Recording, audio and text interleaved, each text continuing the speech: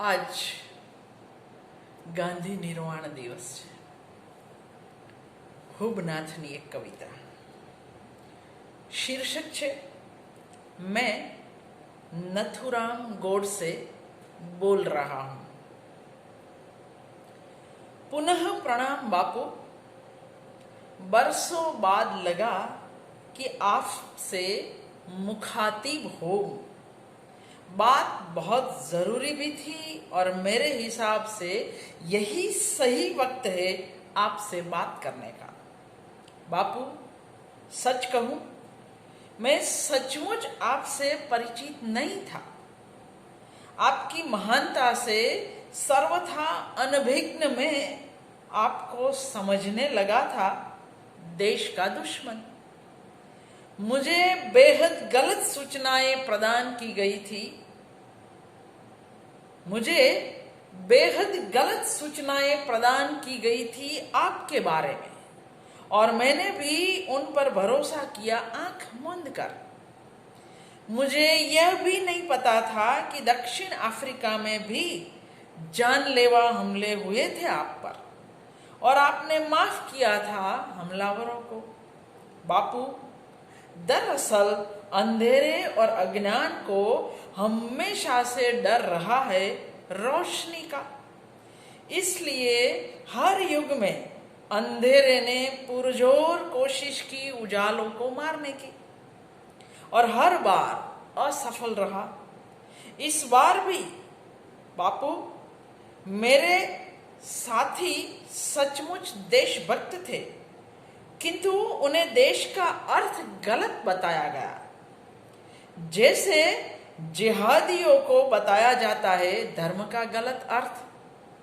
हमें रास्ता दिखाने वालों ने हमारे सामने झूठ का एक साम्राज्य रचा. जो लोग देश का बंटवारा चाहते थे वे देशभक्त कहलाए और जो देश को एक रखना चाहते थे वे देशद्रोही. आपकी हत्या के लिए हमें जो कारण बताए गए वे सभी बेबुनियाद और झूठे थे. मुझे बाद में पता चला कि 25 जून 1934 को भी बम फेंककर आपको मारने की कोशिश पुणे में की गई थी. तब तो ऐसी कोई वजह नहीं थी जो बाद में गढ़कर हमें बताई गई. बापू, दरअसल जब कान के पास निरंतर जोर जोर से दिन रात झूठ बोला जाए तो सत्य पहचानने की शक्ति नष्ट हो जाती है और झूठ को ही सच मान लिया जाता है.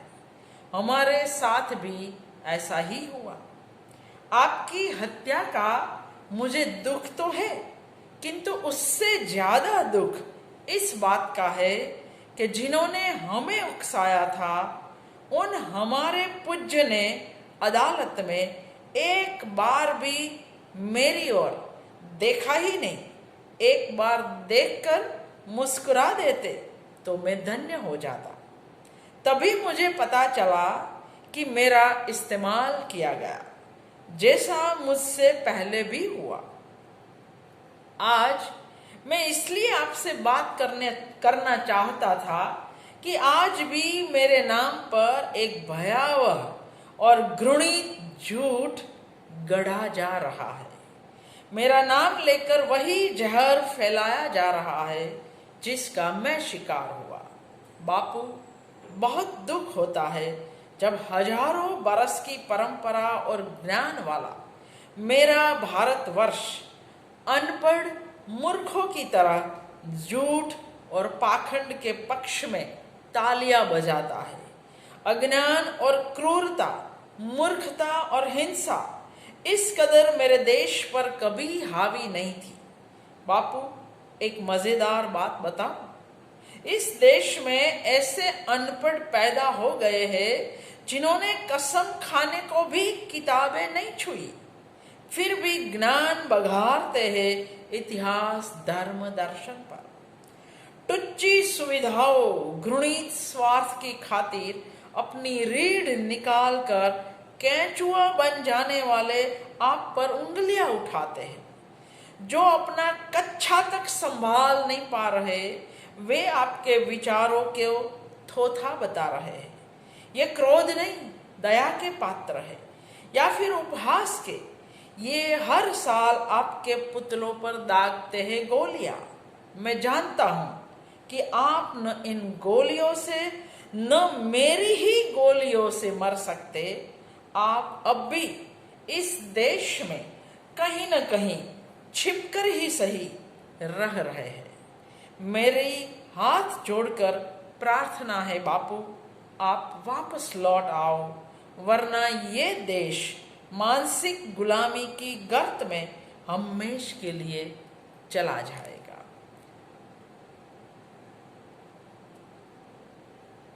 ये नथुराम गोडसे बोल रहे हैं। पुनः प्रणाम बापू, बरसों बाद लगा कि आपसे मुखातिब हो। बात बहुत जरूरी भी थी और मेरे हिसाब से यही सही वक्त है आपसे बात करने का।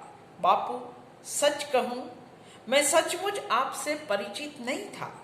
आपकी महानता से सर्वथा अनभिज्ञ में आपको समझने लगा था देश का दुश्मन। मुझे बेहद गलत सूचनाएं प्रदान की गई थी आपके बारे में और मैंने भी उन पर भरोसा किया आंख मूंद कर। मुझे यह भी नहीं पता था कि दक्षिण अफ्रीका में भी जानलेवा हमले हुए थे आप पर और आपने माफ किया था हमलावरों को। बापू, दरअसल अंधेरे और अज्ञान को हमेशा से डर रहा है रोशनी का। इसलिए हर युग में अंधेरे ने पुरजोर कोशिश की उजाले को मारने की और हर बार असफल रहा।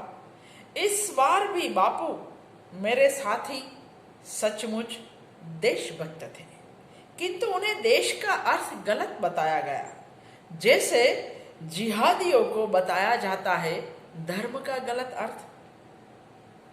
हमें रास्ता दिखाने वालों ने हमारे सामने झूठ का एक साम्राज्य रचा। जो लोग देश का बंटवारा चाहते थे वे देशभक्त कहलाए और जो देश को एक रखना चाहते थे वे देशद्रोही। आपकी हत्या के लिए हमें जो कारण बताए गए वे सभी बेबुनियाद और झूठे थे। मुझे बाद में पता चला कि 25 जून 1934 को भी बम फेंककर आपको मारने की कोशिश पुणे में की गई थी। तब तो ऐसी कोई वजह नहीं थी जो बाद में गढ़कर हमें बताई गई। बापू, दरअसल जब कान के पास निरंतर जोर जोर से दिन रात झूठ बोला जाए तो सत्य पहचानने की शक्ति नष्ट हो जाती है और झूठ को ही सच मान लिया जाता है। हमारे साथ भी ऐसा ही हुआ। आपकी हत्या का मुझे दुख तो है, किंतु उससे ज्यादा दुख इस बात का है कि जिन्होंने हमें उकसाया था उन हमारे पूज्य ने अदालत में एक बार भी मेरी ओर देखा ही नहीं। एक बार देखकर मुस्कुरा देते तो मैं धन्य हो जाता। तभी मुझे पता चला कि मेरा इस्तेमाल किया गया, जैसा मुझसे पहले भी हुआ। आज मैं इसलिए आपसे बात करना चाहता था कि आज भी मेरे नाम पर एक भयावह और घृणित झूठ गढ़ा जा रहा है। मेरा नाम लेकर वही जहर फैलाया जा रहा है जिसका मैं शिकार हुआ। बापू, बहुत दुख होता है जब हजारों बरस की परंपरा और ज्ञान वाला मेरा भारतवर्ष अनपढ़ मूर्खों की तरह झूठ और पाखंड के पक्ष में तालियां बजाता है। अज्ञान और क्रूरता, मूर्खता और हिंसा इस कदर मेरे देश पर कभी हावी नहीं थी। बापू, एक मजेदार बात बताओ, इस देश में ऐसे अनपढ़ पैदा हो गए हैं जिन्होंने कसम खाने को भी किताबें नहीं छुई, फिर भी ज्ञान बघारते हैं इतिहास, धर्म, दर्शन पर। टुच्ची सुविधाओं, घृणित स्वार्थ की खातिर अपनी रीढ़ निकालकर कैंचुआ बन जाने वाले आप पर उंगलियां उठाते हैं।